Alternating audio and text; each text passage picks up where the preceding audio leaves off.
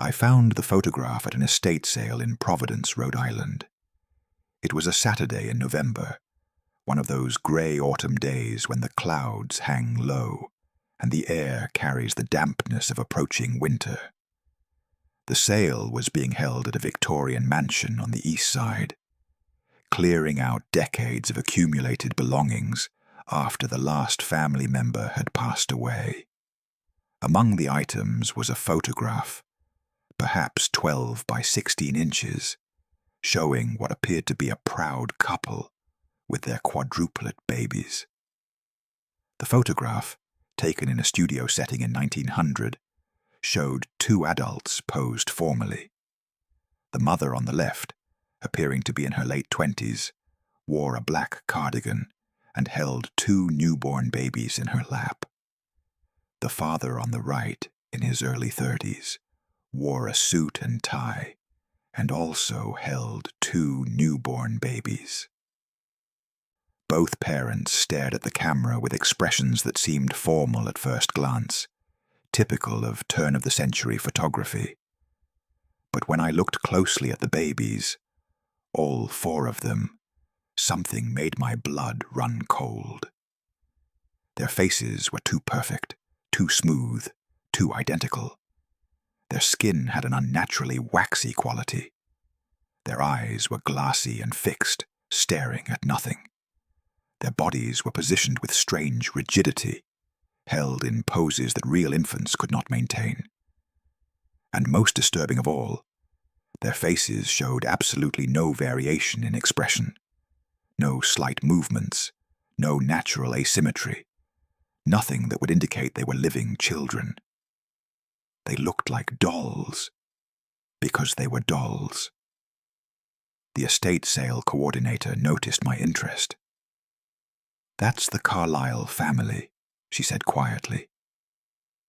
One of the most tragic and disturbing stories in Providence history. The woman, Emma Carlyle, was pregnant with quadruplets in 1900. She miscarried all four babies in the 7th month. The grief destroyed both her and her husband. Someone, they never discovered who, left 4 life-sized baby dolls on their doorstep. In their grief-stricken state, Emma and Robert convinced themselves the dolls were their real babies. They raised those dolls as if they were living children for years. On the back of the photograph, in faded ink, was written, "Mr. and Mrs. Robert Carlyle, Providence, Rhode Island, August 1900. And below that, in different, more recent handwriting, "The babies are not real grief-driven madness. God have mercy on them." I bought the photograph along with a box of materials, medical records, letters, newspaper clippings, and psychiatric evaluations for $1,500, knowing I had discovered something deeply disturbing. That evening in my hotel room, I examined the photograph under strong light with a magnifying glass. The difference between the living parents and the inanimate dolls became even more pronounced. The parents showed the slight blur of movement that was inevitable in the long exposures required for photography in 1900. Their eyes had depth and consciousness. Their skin showed natural texture and variation. The 4 babies showed none of these qualities. They were perfectly sharp in the image because they were completely still, because they were incapable of movement. Their eyes were flat and glassy, painted rather than real. Their skin had the smooth, uniform quality of porcelain. Their hands and faces were positioned with the artificial perfection of manufactured objects. And there was something in the parents' expressions that I had initially missed. The father's eyes held a kind of desperate intensity, as if he were trying very hard to believe in something he knew was not true. The mother's face showed an unsettling blankness, an absence of true emotion that suggested profound psychological detachment. I began reading through the materials.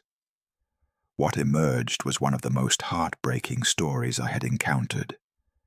A couple destroyed by grief, who descended into a shared delusion that lasted for years. The earliest documents were medical records from the miscarriage. From the medical records of Dr. Samuel Pierce, March 1900. Patient, Mrs. Emma Carlyle, age 27. Condition, pregnant with quadruplets, approximately 7 months gestation. Mrs. Carlyle went into premature labor on March 15, 1900. Despite all efforts, all 4 babies were stillborn. The loss was devastating to both parents. I am deeply concerned about Mrs. Carlyle's mental state following this tragedy. She refuses to accept that the babies died. She insists they are merely sleeping and will wake soon. She has prepared a nursery and speaks of caring for the babies as if they are alive. Mr. Robert Carlyle appears to be enabling his wife's denial. Rather than helping her accept the loss, he participates in the fiction that the babies survived. I have recommended psychiatric evaluation for both parents, but they have declined. From a letter by Sarah Morrison, Emma Carlyle's sister, April 1900. Dear Aunt Margaret, I write to tell you of a terrible situation involving my sister Emma and her husband Robert. Emma was pregnant with quadruplets. She miscarried all 4 babies in March. They were stillborn. Emma has not accepted this. She has prepared a nursery with 4 cribs. She has bought baby clothes and supplies. She speaks of the babies as if they are alive. She says they will come home from the hospital soon. Robert does not correct her. He participates in this delusion, speaking about the babies as if they survived. I fear both have lost their minds to grief. I tried to speak to Emma about the miscarriage, to help her face reality. She became hysterical and ordered me out of her house. She said I was lying about the babies, that her children were alive and well. I do not know how to help them. They have shut out everyone who tries to make them see the truth. Your concerned niece, Sarah. But then something happened that made the situation far worse. From a letter by Robert Carlyle, May 1900. Dear brother, the most miraculous thing has occurred. Our babies have come home. This morning I found 4 babies on our front porch, wrapped in blankets, in 4 small baskets. They are perfect, beautiful, quiet, exactly as Emma and I imagined our quadruplets would be. I do not know who brought them. There was no note, no explanation. They were simply there, as if sent by Providence. Emma is overjoyed. She immediately brought the babies inside and has been caring for them all day, feeding them, changing them, holding them. She says they are our babies, the ones we lost, returned to us by some miracle.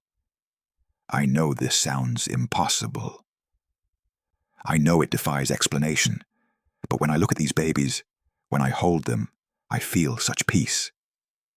After months of grief and emptiness, we have our children. Your grateful brother, Robert. From a letter by Sarah Morrison, May 1900. Aunt Margaret. Something terrible has happened. Someone left 4 dolls on Emma and Robert's doorstep. Life-sized baby dolls, realistic in appearance. Emma and Robert believe these dolls are real babies. They have convinced themselves that these are their quadruplets, somehow brought back to them. Emma spends her days caring for the dolls, as if they were living children. She feeds them, though they cannot eat. She changes their clothes. She rocks them and sings to them. She speaks to them constantly, telling them how much she loves them. Robert participates fully in this delusion. He holds the dolls. He talks about their features. James has my eyes. Emily has Emma's smile. He discusses their future. what schools they will attend, what professions they might pursue. When I visited yesterday, Emma showed me the babies. I could see immediately they were dolls, porcelain faces, glass eyes, bodies filled with sawdust or cotton. But when I tried to tell Emma they were not real, she became enraged. She accused me of trying to take her babies away. Robert asked me to leave and not return unless I could respect their family.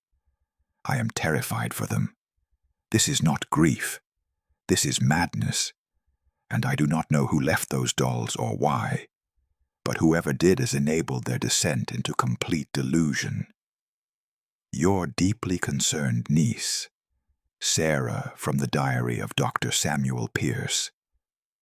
June 1900. I visited the Carlyle home today at the request of Emma's sister. What I found was deeply disturbing. The Carlyles have 4 life-sized baby dolls that they are treating as living children. The dolls are expertly crafted, realistic faces, weighted bodies, appropriate size for newborns, but they are unmistakably dolls. Yet Emma and Robert insist they are their living quadruplets. Emma demonstrated how she feeds them, though the milk simply runs off their porcelain mouths. She showed me how she bathes them, changes their clothes, puts them to sleep. When I attempted to explain that these were dolls, not living babies, both parents became hostile. Emma accused me of trying to steal her children. Robert asked me to leave immediately. This is a shared psychotic disorder, folie à deux, where a delusion is shared between 2 people in a close relationship. The trigger was the traumatic loss of their real babies. Unable to accept this loss, and enabled by the mysterious appearance of these dolls, both parents have constructed an alternate reality in which their children survived. The prognosis is poor. Shared delusions are notoriously difficult to treat, especially when both parties reinforce each other's false beliefs. I fear the Carlyles will continue this delusion indefinitely unless something forces them to confront reality. Then came the family portrait, which documented the delusion. From the statement of photographer William Hammond, August 1900, Mr. and Mrs. Carlyle came to my studio in August 1900, requesting a family portrait with their quadruplets. When they arrived, I saw immediately that the babies were dolls. High-quality dolls, certainly, but unmistakably inanimate objects, porcelain faces, glass eyes, weighted cloth bodies. But the Carlyles treated these dolls as living children. Mrs. Carlyle fussed over them, adjusting their clothing, touching their faces tenderly. Mr. Carlyle held 2 of them with such care, such gentleness, as if they were fragile, living infants. I was deeply uncomfortable, but felt I could not refuse to take the photograph. The Carlyles were paying customers, and I sensed that any attempt to point out the truth would result in a violent confrontation. I posed them as they requested, each parent holding 2 of the babies. I took the photograph. The entire time, the Carlyles spoke to the dolls, calling them by name: James, Emily, Thomas, and Sarah. When I developed the photograph, the truth was undeniable. The Carlyles appeared as living people, with the natural slight blur of movement. The babies appeared perfectly sharp, and still because they were inanimate objects. Their faces showed the smooth, painted quality of porcelain. Their eyes were glassy and fixed. Any objective viewer could see immediately that these were dolls, not living children. But when the Carlyles came to collect the photograph, they were delighted. They saw what they wanted to see: a beautiful family portrait with their healthy, beloved quadruplets. I have struggled with whether I should have done something, contacted authorities, refused to take the photograph. But what could I have done? The Carlyles were caring for inanimate objects, not harming anyone, and they were clearly suffering from profound grief-driven delusion. I kept a copy of the photograph because I felt it documented something important: the power of grief to warp reality, the human capacity for self-deception when faced with unbearable loss. The situation continued for years. From a letter by Sarah Morrison, December 1902. It has been over 2 years since Emma miscarried the quadruplets. She and Robert continue to raise the dolls as if they were living children. The babies never grow, never change, never make sounds. Yet Emma and Robert explain this away. Emma says the babies are slow developers, or very quiet children. Robert says they are perfect angels who never cry. Emma follows an elaborate care routine. She feeds the dolls at regular intervals, though the food simply sits on their painted mouths. She bathes them, though they remain perfectly clean and dry. She rocks them to sleep each night, placing them in 4 cribs in the nursery. Robert has had birthday celebrations for the dolls. He bought them gifts, toys that remain untouched, books that are never opened. He speaks of their future with such conviction. James will be a doctor. Emily loves music. I have not visited in over a year. I cannot bear to see my sister in this state, lost in a delusion from which she may never emerge. From the report of social worker Margaret Wilson, March 1903. I visited the Carlyle home following reports of concerning behavior. I found Mr. and Mrs. Carlyle living with 4 life-size baby dolls that they believed to be their living children. The home is maintained as if caring for real infants. There is a nursery with 4 cribs, each baby dressed in appropriate clothing. The parents follow a strict schedule of feeding, bathing, and sleeping. Both parents appear physically healthy, but are deeply detached from reality regarding the dolls. They refer to the dolls by name, describe their personalities, and speak of their development as if they were real children. When I attempted to discuss the fact that these were dolls, both parents became agitated and defensive. Mrs. Carlyle said I was trying to steal her babies. Mr. Carlyle asked me to leave. Legally, there is nothing I can do. The Carlyles are not harming themselves or others. They are caring for inanimate objects in a delusional manner. But this does not constitute grounds for involuntary commitment or intervention. I can only document this case as an example of how profound grief can create a shared psychotic disorder that persists for years. From the Psychiatric Evaluation by Dr. Henry Morrison, 1905. I evaluated Mr. and Mrs. Robert Carlyle at the request of family members concerned about their mental state.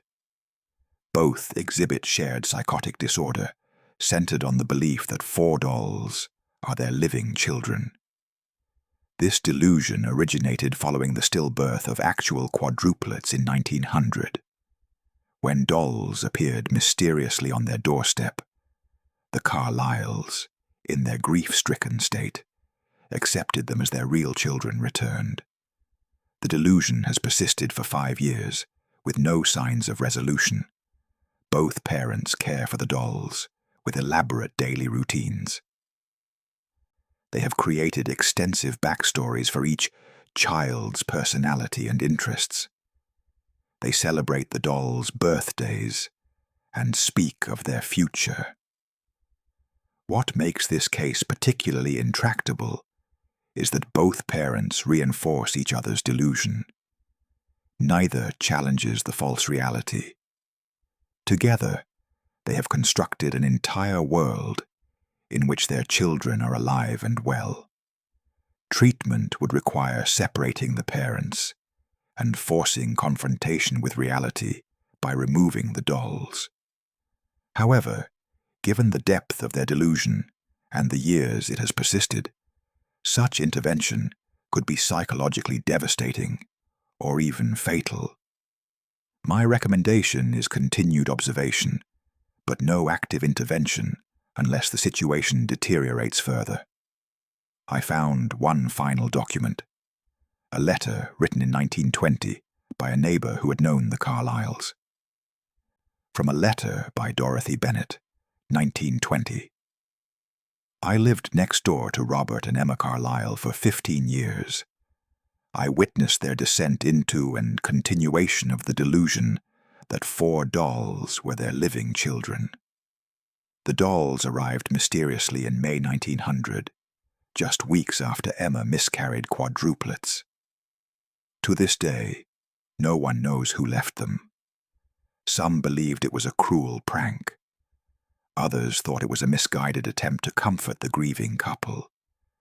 Whoever was responsible could not have anticipated that the Carlyles would accept the dolls as their actual children. For 20 years, Emma and Robert Carlyle raised those dolls. They never wavered in their belief that the dolls were their living quadruplets. Emma fed them, bathed them, dressed them, spoke to them constantly. Robert held them, played with them, made plans for their education and future. The dolls, of course, never aged, never grew, never changed. They remained frozen as newborns forever. Yet the Carlyles never acknowledged this impossibility. Emma would say the babies were small for their age or slow to develop. Robert claimed they were perfectly healthy, just petite. The family portrait taken in 1900 hangs in their home still. When you look at that photograph, knowing what you know, it becomes unbearably sad. 2 living people, destroyed by grief, holding 4 dolls they believe are their children. The delusion captured forever on film. Emma died in 1918 of influenza, still believing the dolls were her living children. Her last words were instructions to Robert about caring for the babies. Robert died in 1920. He was found in the nursery, lying on the floor surrounded by the 4 dolls. He had arranged them carefully around him, as if they were keeping him company as he died. The dolls were eventually placed in storage, then lost to history. But that photograph remains, a document of grief so profound it created a shared madness that lasted 2 decades. May God have mercy on their souls. They suffered more than anyone should have to suffer. I spent months researching the case, consulting with psychiatrists about shared psychotic disorders, examining other cases of prolonged grief-driven delusions, and documenting the psychological impact of infant loss. What emerged was a heartbreaking picture of a couple destroyed by tragedy, who created an alternate reality rather than face unbearable truth. I wrote a comprehensive account examining the psychology, the social context, and the lasting questions about who left those dolls and why. The book was titled The Doll Babies, Shared Delusion, and the Carlyles' 20-Year Madness. The photograph from August 1900 appeared on the cover. Looking at it, knowing the story, it became one of the most disturbing images I had ever encountered. 2 people posed in a photography studio with what appeared to be their quadruplet babies. The father on the right, formal in his suit and tie, holding 2 infants in his lap. The mother on the left in her black cardigan, also holding 2 babies. But the babies were not real. They were life-sized dolls with porcelain faces and glass eyes, weighted cloth bodies, and painted features. They were inanimate objects being treated as living children by parents who could not accept that their real babies had died. When you knew to look, you could see the truth. The babies were too perfect, too still, too identical. Their faces showed no life, no movement, no variation. Their eyes were flat and glassy. Their skin hid an artificial quality. But the Carlyles could not see this. Or perhaps they chose not to see it. In their grief, they had constructed a reality where their children lived, and they maintained that reality for 20 years, until death finally released them from their delusion.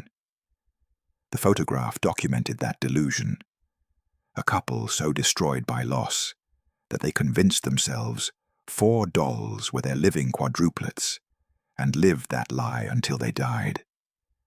I received many letters in response to the book, some from psychologists interested in shared psychotic disorders, others from people who had experienced profound grief. But one letter moved me most deeply. It was from the great-niece of Sarah Morrison.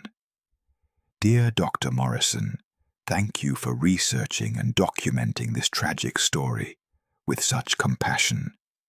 Sarah Morrison was my great-great-aunt.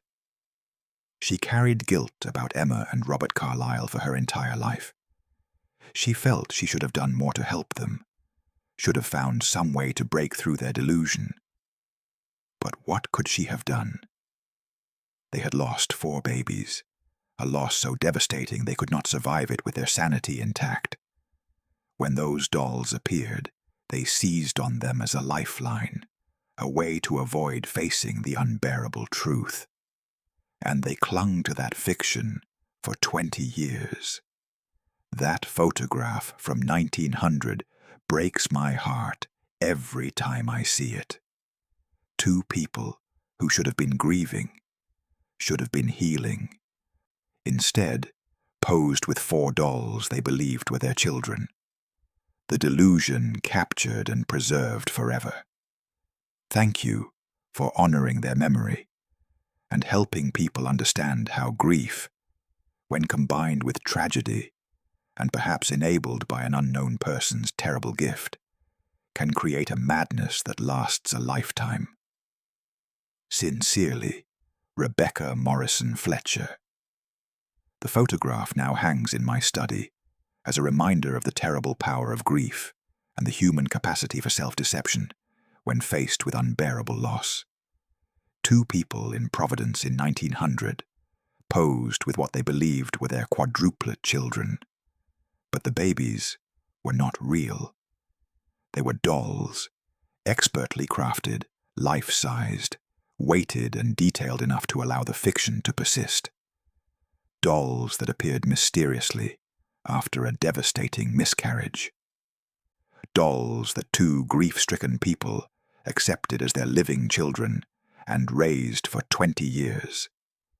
This 1900 Victorian family portrait seemed ordinary at first glance, until you looked closely at the babies' faces and saw the smooth porcelain, the glassy eyes, the artificial perfection.